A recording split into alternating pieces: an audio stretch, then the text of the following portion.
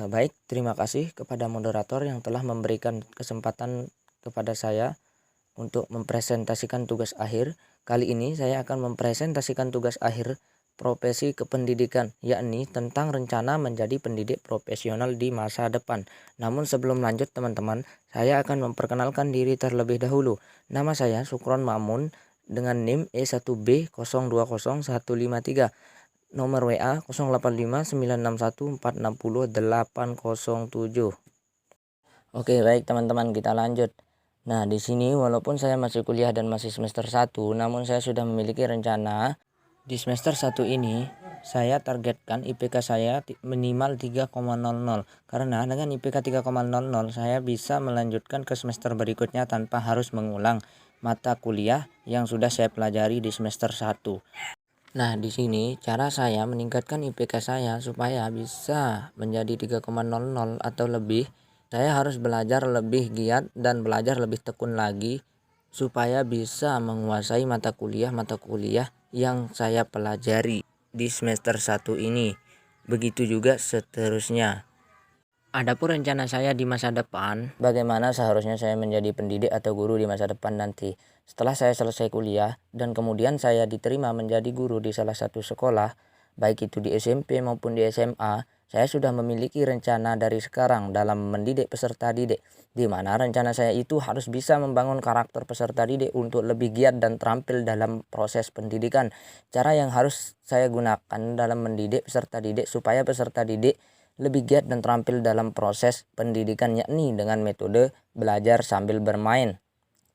Di sini pasti akan timbul pertanyaan dari teman-teman, kenapa harus belajar sambil bermain? Kalau belajar seharusnya yang serius dong supaya pelajaran bisa masuk dan tersimpan pada otak peserta didik. Namun maksud saya di sini belajar sambil bermain yaitu pada saat waktu pelajaran hampir habis dalam kelas, saya menyediakan permainan kepada peserta didik, di mana permainan itu dalam bentuk pertanyaan yang berkaitan dengan pelajaran, misalnya pelajaran PPKN. Sebutkan nama pahlawan di Indonesia. Nah, dari pertanyaan tersebut, siapa yang bisa menjawabnya, saya akan memberikan hadiah berupa uang 5.000 ataupun jajan. Dengan pembelajaran seperti ini, saya yakin peserta didik akan lebih giat dalam belajar dan pasti akan menjadi lebih terampil dalam belajar. Adapun rencana masa depan saya yang saya ambil dari kode etik yaitu menjadi guru yang memiliki kejujuran profesional. Di sini saya sudah memiliki rencana di masa depan itu saya ambil dari kode etik, yakni menjadi guru yang memiliki kejujuran baik dalam menilai hasil studi, mengevaluasi dan mengarahkan peserta didik untuk menjadi lebih baik ke depannya. Setelah saya menjadi guru nanti, saya harus jujur dalam memberikan nilai hasil studi, mengevaluasi dan mengarahkan peserta didik menjadi terampil dan kreatif dalam berpendidikan. Sekarang banyak dari peserta didik yang saya lihat kurang semangat dalam berpendidikan karena guru kurang jujur dalam menilai, mengevaluasi dan mengarahkan peserta didik untuk menjadi lebih baik serta mengabaikan peserta didik yang ia tidak sukai. Banyak dari guru yang saya lihat saat ini tidak jujur dalam menilai. Contohnya, guru memiliki keluarga yang sekolah di tempat ia mengajar. Kemudian dalam ujian atau ulangan, guru ini selalu memberikan nilai yang lebih bagus dari kemampuan keluarganya yang sekolah di tempat ia mengajar tersebut, dibandingkan dengan peserta didik yang seharusnya mendapatkan nilai itu. Padahal keluarga yang sekolah di tempat ia mengajar ini nakal, sering bolos dan lainnya. Akan tetapi nilainya tetap bagus. Nah, dari hal seperti ini saya bisa belajar bagaimana cara saya untuk menjadi guru yang jujur tanpa membedakan mana keluarga dan mana orang lain dalam berpendidikan. Semuanya akan saya anggap sebagai keluarga sendiri. Oke, baik teman-teman, kita lanjutkan. Nah, di sini adapun alasan saya kenapa saya harus memilih menjadi guru yang memiliki kejujuran di masa yang akan mendatang nanti. Padahal banyak kode etik yang lain yang harus kita miliki juga. Namun hal yang terpenting menurut saya ialah kejujuran. Kenapa? Karena kejujuran itu adalah dasar dari sebuah pendidikan.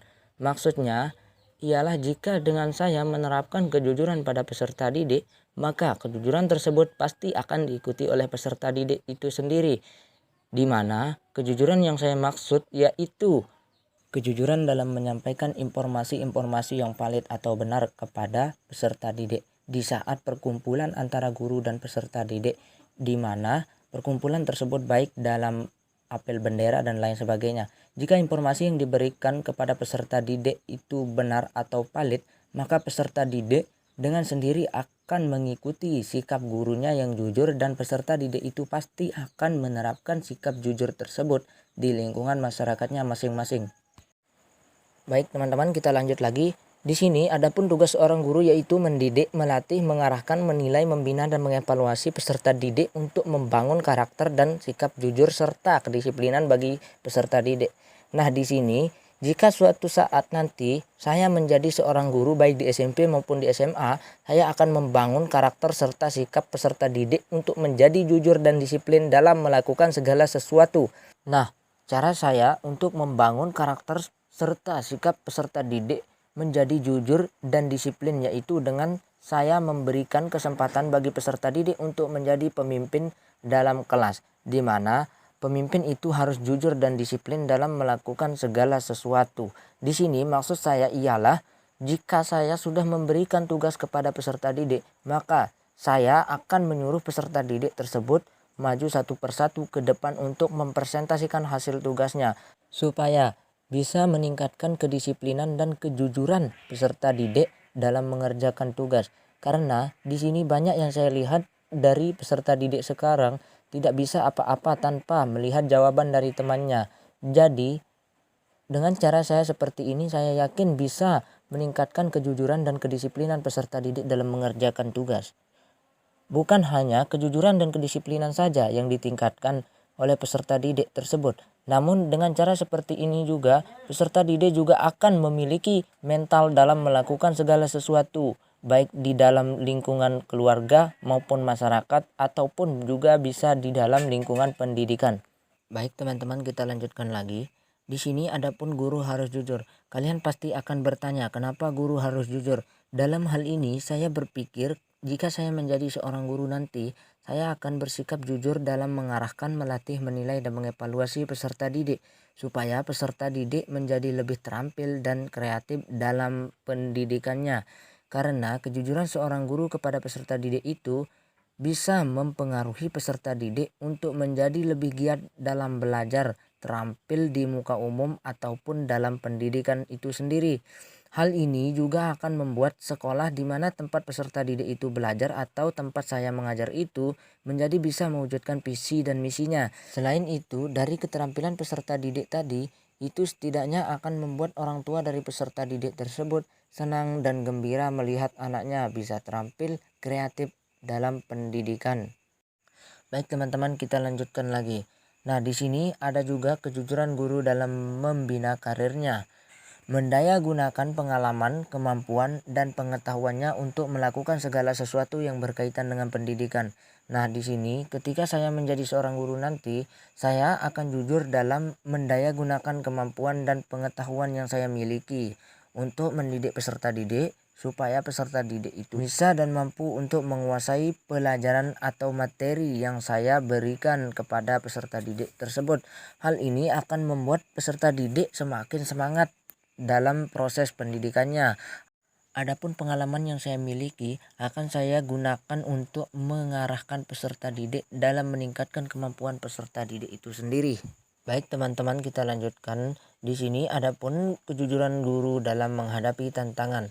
Kejujuran dalam menghadapi tantangan sangatlah penting karena dengan kejujuran guru pasti mampu untuk menghadapi tantangan seperti mengembangkan nilai demokrasi pada peserta didik. Nanti ketika suatu saat saya menjadi seorang guru, saya harus selalu berusaha untuk jujur, baik dalam perkataan, perbuatan, sikap, ataupun perilaku.